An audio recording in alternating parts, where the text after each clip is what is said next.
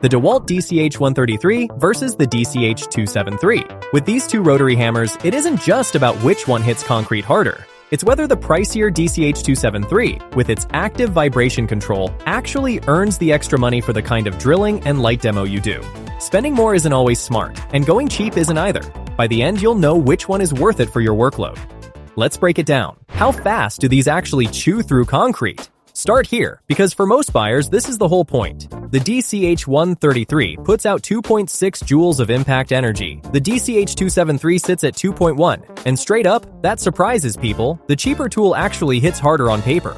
For drilling anchor holes in the 3.8 to 3.4 range, that extra punch shows. The 133 plows through concrete and block fast, and folks who own it keep saying the same thing. It feels like a corded SDS without the cord. The 273 isn't far behind, and for repetitive anchor work all day, it's plenty.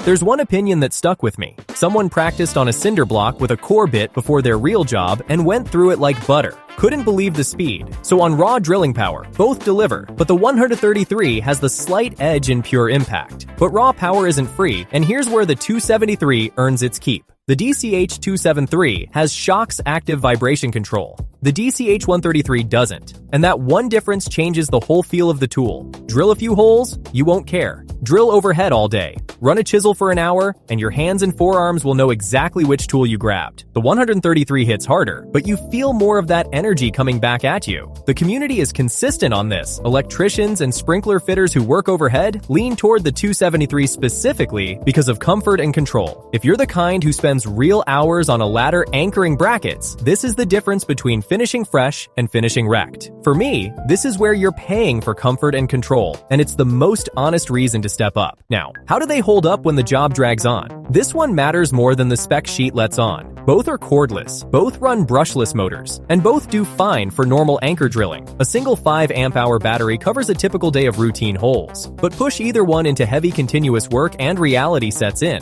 There's a review on the 133 worth repeating. Someone tried stripping plaster off a brick wall and got about 30 minutes before the batteries died and the tool ran hot, then runtimes dropped hard.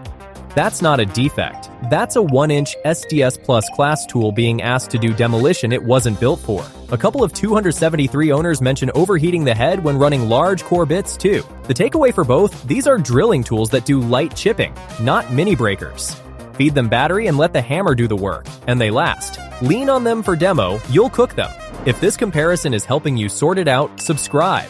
Your support is what keeps these deep comparisons coming. On weight and handling, both land in the lightweight cordless class, so neither feels like a boat anchor. The 133 is the lighter, more compact one with its D handle, easy to swing around tight spots. The 273 runs a touch heavier at around 7.7 pounds with its L-shaped body, but that extra mass actually helps it sit steady and balanced overhead. Trade-off, not a deal breaker. Quick compatibility check, because it trips people up. Both take standard SDS-plus bits, so whatever you already own fits both. And both run on the same DeWalt 20V Max batteries you've probably got on the truck. Just know these are bare tools. No battery, no charger in the box, so if you're new to the platform, factor that in. So what does each one actually give you for the money? They're in a similar range, with the 273 sitting higher. The DCH133 gives you more impact energy, lighter weight, and a lower price. A genuine workhorse for anchor drilling and light chipping. The DCH273 asks more and gives you vibration control, the L-shape ergonomics for overhead work, and onboard extractor compatibility for OSHA dust rules, which matters on commercial sites. On discounts, the bare 133 tends to show up at the better number more often, while the 273 holds its price more steadily. So you're really choosing between raw value and all-day comfort, and that choice depends entirely on how hard your workload leans on each. Here's the call. There's no single winner here, and I won't fake it. The 133 hits harder and costs less. The 273 buys you all-day comfort. Your workload decides.